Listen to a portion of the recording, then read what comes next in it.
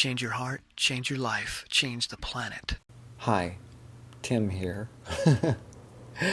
And I thought I would take this opportunity to be frank with you, or perhaps authentically Tim, because I'm having one of the most profound existential moments of my life.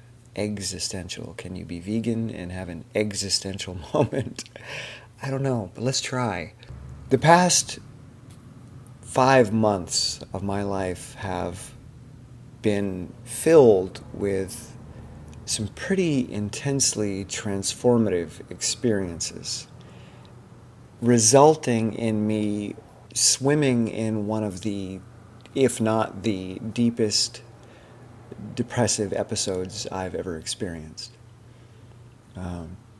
Off the charts depression.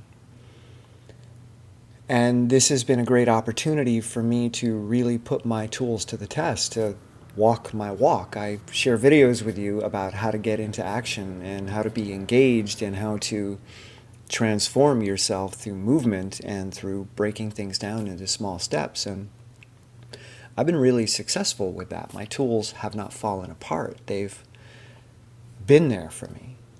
And they've gotten me engaged, and they've gotten me up mountains on a regular basis, and they've gotten me to continue to read and research and to write and to create and share.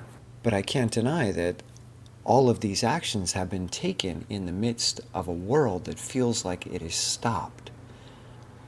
Even though I can see it moving, even though I'm watching cars drive by in the street and I can see the breeze blowing the leaves on the maple and plum trees. But the experience my body is creating for me is that time has stopped. It hasn't stopped for the outside world. It's just stopped for me. And this is one of the curious things about depression. So I'm going to play around in this space with you in this video and in future videos, rather than trying to engage in content that might be really interesting and might be really useful to you, but I just can't authentically get myself to share it without feeling like a fraud. So we're going to play in this space for a little bit, and I'm going to do my best to try to expand these thoughts, metaphors, experiences into something that you can grab onto and work with. I think a lot about the nature of existence, time, physics, perception, consciousness. I've done a great deal of reading on these topics, and that's one of the things that keeps drawing me in, because I think there's so much there that can benefit us here and now. And one of the things that I learned quite a while ago was that a gentleman named Kurt Gödel, who was one of Einstein's best friends, and what he realized was that the closer you get to a black hole, the more that time becomes irrelevant. You could say that time slows down, which is true, but really it's more about relevance. Time simply doesn't matter anymore and doesn't affect matter anymore. In fact, when you get right up to the event horizon of a black hole, which is the rim, the point of no return, at that point, time stops. Or again, it's just irrelevant. You're in an eternal present. The lines have converged to a point, and no future is possible, and no past is possible. There is an eternal present, an eternal now. So in a sense, a black hole is a compression of time into the present.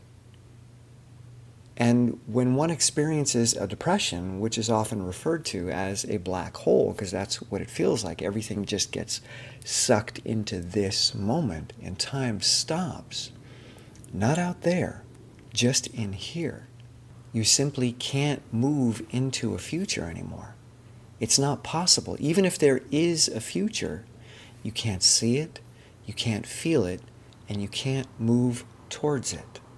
And another feature of this dynamic of black holes that Kurt Gödel discovered is that the only way out of a black hole is to move towards the present and not the future, which in physics is impossible. Anything that is moving is always moving towards a future. How could one move toward the present when one is in the present? When you apply this to a depressive state, it actually starts to make sense. Depression, from my research, my understanding, and my practice and experience, is an extreme grounding. It's all about gravity. It's all about the massiveness of something that's happened in your life, or the accumulation of many things that have happened in your life. And they build and build and build until they have so much mass that they block out the light. Light cannot escape, like a black hole. And that gravity just pulls you down onto the ground, and you can't float up into the clouds. You can't float up into optimism. You can't float up into hope. You can't float up into different possible futures. You're stuck in the present. You're stuck here. You're stuck now. Even though the world is moving around you, it no longer feels like a world that you're actually in.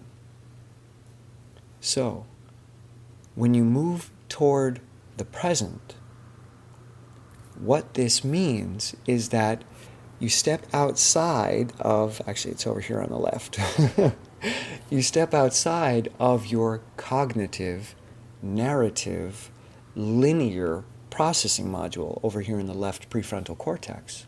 And you move into the body, you move into the current present firings, the current movement or moment in this state of being. Most animals cannot experience thoughts outside of time. Every thought they have is grounded in the now. But humans have this ability to simulate. We have this incredible simulation engine where we take the past, factor it into a simulation like you would in a computer, and then predict a likely future. And then we act as if that is the future, the one that's guaranteed, the one that is clearly going to happen. Or we predict what's happening in the present around us right now in places that we can't see, with people that we are not currently interacting with. So we run these simulated experiences all the time in our head, thousands of times a day, and none of it's real, but it feels real. And a depressive state is when that engine starts to tune down, because when the left dorsolateral prefrontal cortex is online, we're more optimistic. People that are happy have a very active left dorsolateral prefrontal cortex. People that are depressed have a very active right dorsolateral prefrontal cortex. So there is a shifting to the right in depression. And on the right, we don't model things outside of time. We model things in the present. We get stuck in the present. So therefore, when we're experiencing a deep, profound depression, and we've moved from the time simulator over towards the present experiencer, time stops. We're stuck in the present moment. We're stuck on that event horizon, and we can't escape. Even though there's a universe happening all around us, we can't get to it anymore. And our light can't escape. So we have to move towards the present, because that's the part of our brain right now that is dominating. So what that looks like for a human being stepping outside of the laws of physics is to make decisions, to take actions that are about this moment, with this body and the feelings that are currently present.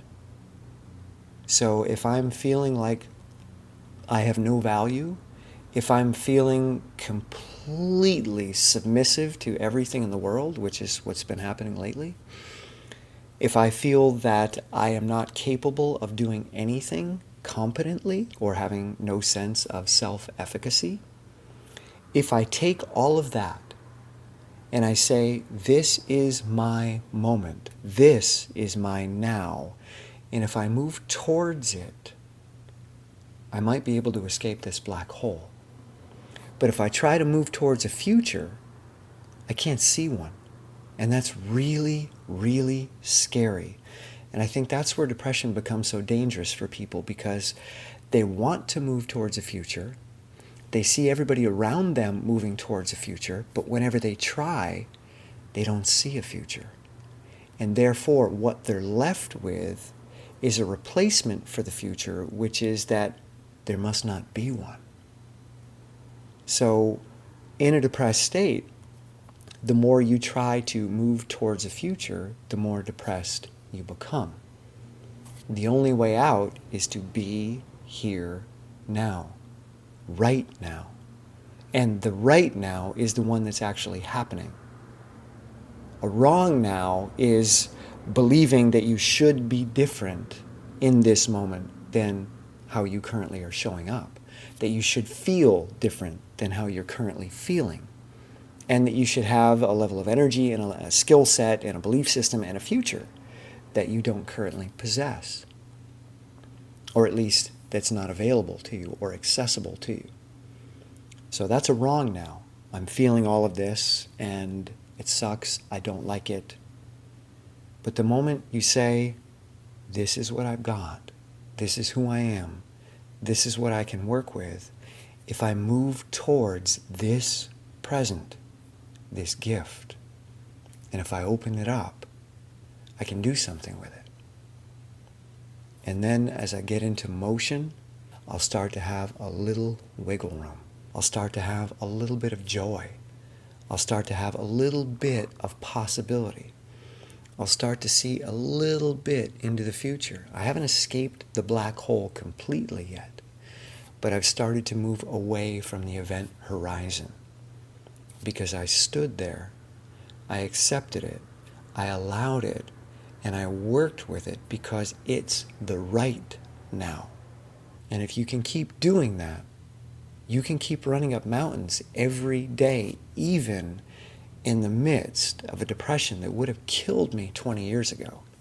Now, I don't know how long this is going to last. This one's a real doozy, and it's full. It's every cell in my body. It's really hard to describe if you've never experienced anything like this, but it feels like you're not in the world. It feels like you're behind yourself, that you're not forward in your sensation or experience of yourself. You're in the back of each cell. And it's hard to move forward when you're in the back of each cell. None of your cells want to move forward, emotionally, mentally, physically. So it's about dropping down into the present, not trying to move forward, because there is no forward.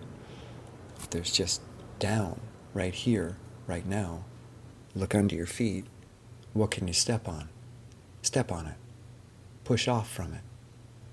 So I hope there's something that spoke to you in there. This is not an easy topic to talk about, and it's not an easy topic to listen to, but I'm going to play around here and see what shows up. And if you have comments or questions, leave them below. And if you want to support this work and what I'm doing in these explorations, come on over to Patreon. And yeah, it helps a lot, and I'm grateful. Thank you. Okay, I will see you soon. Bye.